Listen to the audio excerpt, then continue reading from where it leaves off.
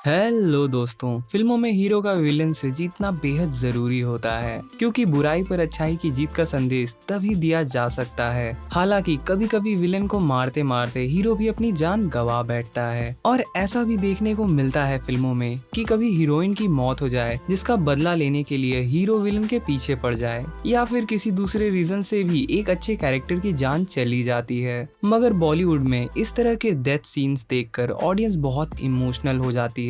ऐसे में आज हम आपको बॉलीवुड के उन डेथ सीन्स के बारे में बताएंगे जिन्हें देखकर ऑडियंस काफी इमोशनल होकर फूट फूट कर रो पड़ी थी। Number 1, Shershaah. OTT platform Amazon Prime पर रिलीज हुई विक्रम बत्रा की बायोपिक फिल्म शेरशाह को लोगों और क्रिटिक्स की तरफ से काफी अच्छा रिस्पॉन्स देखने को मिला था। फिल्म शेरशाह कारगिल वॉर के हीरो रहे कैप्टन विक्रम बत्रा के जीवन को लेकर बनाई गई थी, जिसमें उनका किरदार एक्टर सिद्धार्थ मल्होत्रा ने निभाया और उनके साथ कियारा आडवाणी लीड रोल में थी।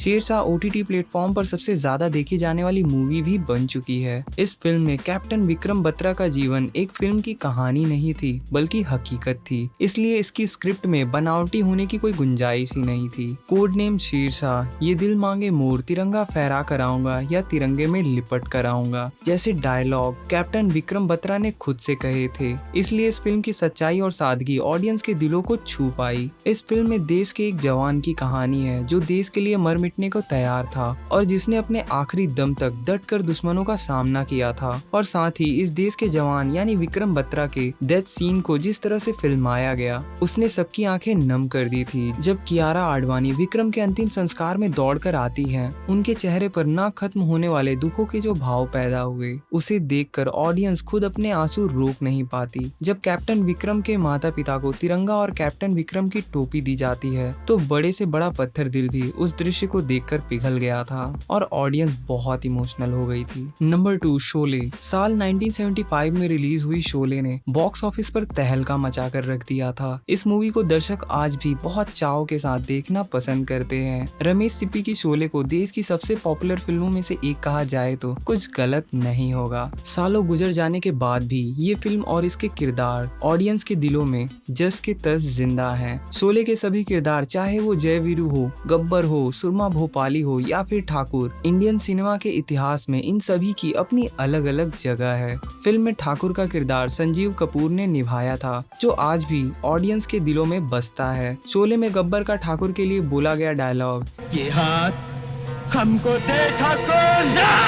साथ में जय वीरू की कमाल की दोस्ती भला किसे याद नहीं होगी। और शोले की कहानी जितनी जबरदस्त थी उतना ही इसका क्लाइमैक्स भी। जब जय और वीरू गब्बर से लड़ रहे होते हैं उसी दौरान अमिताभ बच्चन यानी जय को गोली लग जाती है जिससे उनकी डेथ हो जाती है। इस फिल्म में अमिताभ बच्चन की मौत ने ऑडियंस को काफी इमोशनल कर दिया था। फिल्म में अमिताभ बच्चन का किरदार जय की मौत हर किसी की आंखें नम कर देती हैं, खासकर ठाकुर की बहू राधा का फूट फूट कर रोना भला कोई कैसे भूल सकता है। नंबर 3, रांझना। साल 2013 में रिलीज हुई Bollywood superhit romantic drama film Raanjhanaa हमारे समय की सबसे पसंदीदा लव स्टोरीज में से एक है। कमाल के गाने, कमाल की स्टोरी लाइन, कमाल की स्क्रिप्ट और कमाल के डायलॉग इस फिल्म में थे। और साथ में जोया और कुंदन के बचपन के प्यार की कहानी आज भी ऑडियंस को याद है। इस फिल्म में धनुष और सोनम कपूर लीड रोल में दिखाई दिए थे। बनारस की गलियों से निकले कुंदन और जोया की प्रेम कहानी जिसे बड़े पर्दे पर सोनम कपूर और धनुष ने फिल्माया था उसे ऑडियंस ने भी बेहद पसंद किया और प्यार दिया। रांझना फिल्म से ही धनुष ने हिंदी फिल्म इंडस्ट्री में कदम रखा था। फिल्म में धनुष की एक्टिंग ने सबका दिल जीत लिया था। साउथ फिल्म के एक्टर होने के बावजूद भी एक्टर धनुष ने फिल्म रांझना में कुंदन का किरदार बखूबी निभाया था। सोनम कपूर के सिंपल लुक को इस फिल्म में लोगों ने काफी पसंद किया था। ये कहानी कुंदन की है जिसे बचपन में पहली नजर में ही जोया से प्यार हो जाता है। जोया पढ़ने के लिए दिल्ली चली जाती है, वहाँ उसे अभय देओल से प्यार हो जाता है। कुंदन अपने प्यार का इंतजार सालों तक करता है लेकिन उसका इंतजार ही उसकी कहानी का अंत बन जाता है। रांझना फिल्म के क्लाइमेक्स सीन में धनुष की मौत देखकर तो हर किसी का दिल पसीज गया था। अंत तक लोग उसके जिंदा होने की उम्मीद कर रहे थे मगर ऐसा हुआ नहीं। नंबर 4, दीवार। दीवार साल 1975 में रिलीज हुई एक बॉलीवुड एक्शन ड्रामा फिल्म है। ये फिल्म हिंदी सिनेमा की सबसे फेमस और सक्सेसफुल फिल्मों में से एक है और इसी फिल्म से अमिताभ बच्चन को एंग्री यंग मैन के नाम से जाना गया। अमिताभ बच्चन की इस फिल्म ने उनके करियर को बुलंदियों पर पहुंचा दिया था। इस फिल्म में अमिताभ बच्चन, शशि कपूर, निरूपा राय, नीतू सिंह और परवीन बॉबी मेन रोल में नजर आए। सलीम जावेद ने 18 दिनों में इस सुपरहिट फिल्म की स्क्रिप्ट लिखी थी। अकेले मुंबई में उस जमाने में इस फिल्म ने 1 करोड़ रुपए जुटाए थे, वो भी तब जब सिनेमा की टिकट का मैक्सिमम प्राइस ही 3 रुपए हुआ करता था। इस फिल्म की कहानी अंडरवर्ल्ड डॉन हाजी मस्तान से इंस्पायर्ड थी और अमिताभ बच्चन ने इस किरदार को बखूबी निभाया था। इस फिल्म की कहानी 2 भाइयों की होती है जो बचपन में अपने परिवार के साथ मुसीबतों का सामना करते हैं और अपनी जिंदगी के बुरे मोड़ पर अलग अलग रास्ते चुनते हैं और उनके चुने हुए रास्तों की वजह से दोनों भाइयों के बीच दीवार खड़ी हो जाती है। दीवार फिल्म में अमिताभ बच्चन की मौत हो जाती है जिसे देखकर हर किसी की आंखें नम हो गई थी। इस फिल्म के अंतिम दृश्य में जो विजय का किरदार जीवन में कभी मंदिर नहीं गया था, वो गोली से घायल हालात में तेजी से कार चलाता हुआ मंदिर पहुंचता है जहां उसकी माँ उसका इंतजार कर रही होती है क्योंकि बेटे ने अपराध की दुनिया छोड़ने और आत्मसमर्पण करने से पहले माँ से मिलने का वादा किया हुआ था।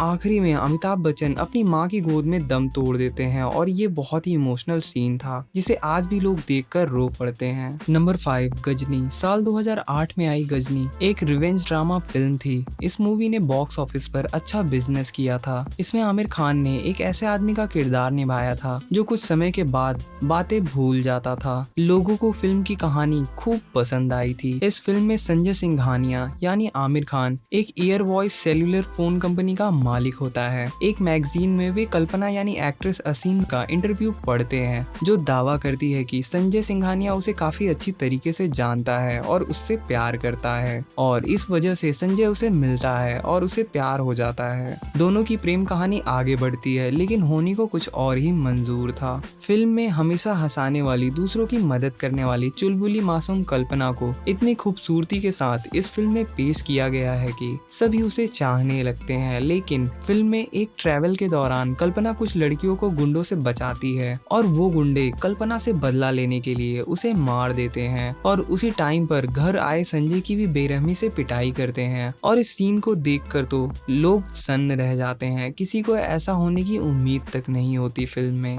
ये सीन इतना इमोशनल कर देता है कि लोगों को दोबारा देखने की हिम्मत तक नहीं हुई। Number 6, border. आज भी जब वॉर फिल्म की बात होती है तो सबसे पहले जुबान पर फिल्म बॉर्डर का नाम आता है। 1997 में रिलीज हुई फिल्म बॉर्डर इंडिया पाकिस्तान के बीच हुई जंग पर बनी फिल्म थी। फिल्म को राजस्थान के जैसलमेर बॉर्डर लोंगेवाला पर ही फिल्माया गया है जहां असल में ये वॉर हुआ था। इस फिल्म में असली सेना और विमान के इस्तेमाल के साथ ही फिल्म के न सिर्फ गाने बल्कि किरदार और डायलॉग्स भी सुपर हिट थे। ये फिल्म आज भी एक अलग देशभक्ति और जोश और जुनून लोगों में भर देती है। इसके गाने आज भी सुने जाते हैं जो इतने प्यारे और इतने अच्छे हैं कि आप खुद भी गुनगुनाने लगेंगे। इस फिल्म की कहानी इतनी दिलचस्प थी कि इसे देखते हुए दर्शक इस बात का अंदाजा ही नहीं लगा पाए कि कब उन्होंने फिल्म के साथ अपने 3 घंटे 33 मिनट बिता दिए। इस फिल्म में भारतीय जवानों की बहादुरी के साथ साथ उनके परिवार के संघर्ष और जिंदगी से उनकी जद्दोजहद को बखूबी पर्दे पर उतारा गया है। फिल्म बॉर्डर में यूं तो कई किरदारों की मौत ने लोगों को इमोशनल कर दिया था, मगर सबसे ज्यादा असर सुनील शेट्टी के डेथ सीन को देखकर हुआ था, जिन्होंने दुश्मन के टैंक को रोकने के लिए अपनी जान दे दी थी। फिल्म में सुनील शेट्टी ने कैप्टन भैरव सिंह का किरदार निभाया था। नंबर 7, कल हो ना हो। साल 2003 में रिलीज होने वाली बॉलीवुड फिल्म कल हो ना हो को आज 19 साल हो गए हैं। निखिल आडवाणी के निर्देशन में बनी इस फिल्म की कहानी से लेकर संगीत, गाने और हर एक किरदार खूबसूरत है। इस फिल्म के किरदार अपने साथ एक अलग कहानी लिए हुए चलते हैं। ऑडियंस के दिलों में आज भी इस फिल्म के लिए खास जगह बनी हुई है। इस फिल्म में शाहरुख खान प्यार की परिभाषा सिखाते हैं और लास्ट में खुद मौत की गिरफ्त में आ जाते हैं। फिल्म में एक हीरो का मर जाना आम बात नहीं है, कम से कम उस दौर में तो दर्शकों को उसकी आदत नहीं थी। हीरो 56 गोलियां खाकर भी जिंदा बच जाता था और पिक्चर हैप्पी एंडिंग के साथ खत्म हो जाती थी। लेकिन इस फिल्म में अमन माथुर कैंसर की बीमारी से जूझ रहे होते हैं। अमन यानी शाहरुख खान की मौत के सीन ने मानो दिल बाहर निकाल दिया था। लेकिन यही तो इस फिल्म की खासियत थी जिसने बताया कि एक हीरो मर भी सकता है। अपने फेवरेट हीरो का ये हाल देखकर फैंस खूब जज्बाती हुए और फिल्म खूब चली। Number 8, Uri the surgical strike. Uri the surgical strike एक बॉलीवुड मिलिट्री एक्शन फिल्म है। ये फिल्म एक सच्ची घटना पर बेस्ड थी। 2016 में जम्मू कश्मीर के उरी में सेना के कैंप पर आतंकी हमला हुआ था। इस हमले में 19 भारतीय जवान शहीद हो गए थे। हमले के एक हफ्ते बाद भारतीय सेना ने कश्मीर में लाइन ऑफ कंट्रोल के पार जाकर सर्जिकल स्ट्राइक करवाई थी और इसी पर बेस्ड ये फिल्म, जिसमें विकी कौशल, परेश रावल, मोहित रैना जैसे कलाकार मेन रोल्स में नजर आए थे। बॉलीवुड एक्टर विकी कौशल की film Uri the surgical strike कमाई के मामले में बॉक्स ऑफिस पर कई रिकॉर्ड दर्ज करा चुकी है। फिल्म को जबरदस्त रिस्पांस मिला था। फिल्म का डायलॉग हाउस द जोश हर किसी के जुबान पर चढ़ गया था और इसी सच्ची घटना पर आधारित इस फिल्म में एक ऐसा सीन भी था जब अपने पिता के शहीद होने पर अंतिम दर्शन के दौरान जिस तरह से बच्ची ने सैल्यूट किया और चीखी थी, उसे देख कोई भी अपने आंसू नहीं रोक सका था और ये सीन काफी ज्यादा इमोशनल था, जिसने ऑडियंस को झंझोड़ कर रख दिया था। नंबर 9, रंग दे बसंती। अब तक की सबसे बेहतरीन फिल्मों में से एक, इस फिल्म ने बॉलीवुड में देशभक्ति को एक नई परिभाषा दी है। 26 जनवरी 2006 को रिलीज हुई इस फिल्म में आमिर खान, कुणाल कपूर, सिद्धार्थ और आर माधवन और सुहा अली खान लीड रोल में थे। फिल्म का संगीत AR रहमान ने दिया था। इसके अलावा दिलेर मेहंदी के साथ साथ लता मंगेशकर ने भी इस फिल्म में कई बेहतरीन गाने दिए थे।